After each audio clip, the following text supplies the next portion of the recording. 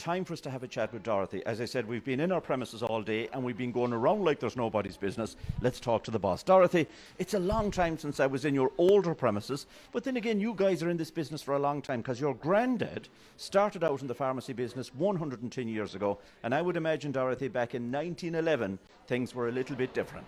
Oh gosh, Gerry, haven't things moved on since 1911? I mean, my grandfather came here, was welcomed into Ballina with open arms, and as I say, the rest is history. 3 generations later, my father took over from him, then I came back here, and now I have my daughter studying pharmacy, and look, the world is their oyster now as students and youngsters. Whether she comes to Ballina or not is another thing, but we have 110 years in this very building. That's a lot of experience. Now, speaking of this very building, sadly and unfortunately, you had a tragic situation a few months back. We had a fire broke out, Gerry, on a Friday afternoon. Simple as anything. A lot of people will know from their own experience with fires how quickly a fire can spread and how dangerous and devastating the results can be. Our building here was gutted. Fortunately, nobody was hurt. And we were left with the front wall and the back wall, and everything you see here in between was a complete pile of rubble. We literally had a front and back wall at the end of the day. Everything devastated, everything gone. Look, families around the country have had that. They know what it's like. But I suppose there was an emotional attachment to this particular spot because of the 3 generations. And as I say, nobody was hurt, and we had to get up, either sit down and forget about it, or get up and come back stronger and better. How big of a mess was it for you all at the time? Anyone who has had, Gerry, look at, if you've had a flood, if you've had a fire, and if you can combine the two, because by the time the sizable fire was put out with all the water, there was an almighty mess. Like it would make you cry, and in fact it did make us cry. And I want to thank my own family and my husband Tony and all my family for the support they gave me, because I was a nervous wreck. I was a nervous wreck at the end of it. Like anyone who's been through it, they know what it's like, all your stuff. So we started with nothing, and we had to keep the business going. So we moved across the street to temporary premises, and we got terrific help from the people of Ballina and from all the businesses on the street. From day one after the fire and you picked yourself up, were you determined to come back to where it all began? I think I was. At the bottom of the day, it's like a homing pigeon, Gerry. That's what it's like. When you have the 3 generations in the one place, you're tied to it emotionally, and no other premises was ever going to be the same.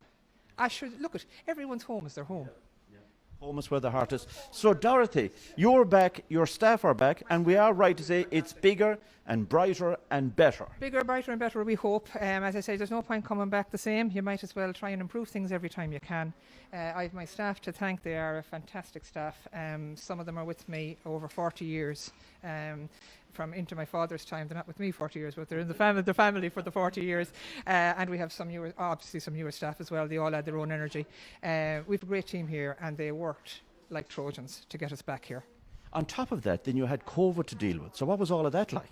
COVID was extremely difficult for us because obviously the vulnerable patients we'd have coming in and out, we have all of that, as every pharmacy has. We had a specialist business that we look after. We do a lot of nursing home and care home business.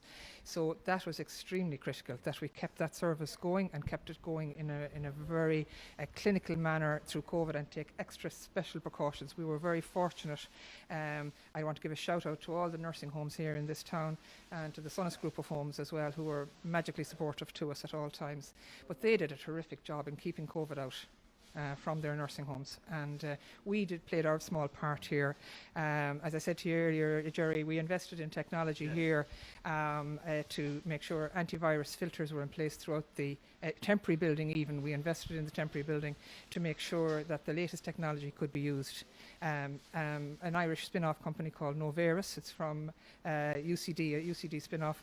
They brought these out bang on time, and they're exporting them all over the world, but we were one of their first customers, and we had to protect the building. We had to protect our patients and staff, and we had to protect our nursing home residents.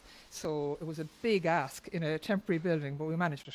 And into the future, Dorothy, what's your hope? You're back in, you're settled, you're back with your staff, you're in your old stomping ground, although it's new and it's brighter and it's bigger and it's better. Going forward, what's your dream? Well, my dream has always been about the medicines and the way we can help people with improvements in medicines. I think people take a lot of medicines for granted, but this COVID scare put put vaccines and the power of science to do something positive for the world into a very clear perspective for a lot of people. All of a sudden, everybody wanted, what's the science? What are we going to do? How are we going to beat this virus? So we have the virus, we have the vaccine. The vaccine will eventually, when we get there, the hope is there, we will get it out there. You can see the spring and the step of the older people who have got their first dose and some of them their second dose of vaccine. It's a whole new lease of life. We're at a hopeful point now. And going forward, the science behind those vaccines is such that it can be rolled out for the treatment of so many diseases. That's my big hope now. That particular type of technology that's been used can be used for treatments like diabetes, heart disease, cancer. You will see in the next 5 to 10 years, you will see such a leap forward in the treatments, and that will come through to a local level. It won't be hospital based, it'll be at a local level. It will be a game changer. That's a very hopeful note. A couple of things to ask you before I let you go. Number one, your hours of business here in O'Rahilla Street. Our hours of business here, we're open 9 to 6, Monday to Saturday. We're always available. People know where they can get me if they've an emergency. We've always looked after people after hours as well. So, that's regardless. It's amazing to find you, Gerry.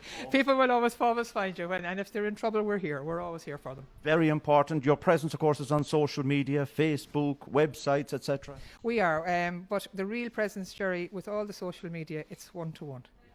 The pharmacy business is a very personalised, person-to-person business. And if we lose sight of that, we'll lose sight of an awful lot. You won't lose sight of that. I have one more question. Tell me about the Easter eggs. What's going on, Dorothy, with the eggs? Well, we just had a notion. We were reopening and we said, well, wouldn't it be nice to repay all our customers with a little thank you, just a small token. All our customers coming in since Monday when we opened, we've given everybody an Easter egg, or even a few Easter eggs if there's children involved, to take away with them, just as a little small gesture. Thank you from us, from myself and from all the staff, to the wonderful customers and support we've got. Have you a massive clutch of chocolate hens out the back laying eggs? I wish I had. I have a chocolate tree. Dorothy, thanks for having us. Thanks a lot, Gerry.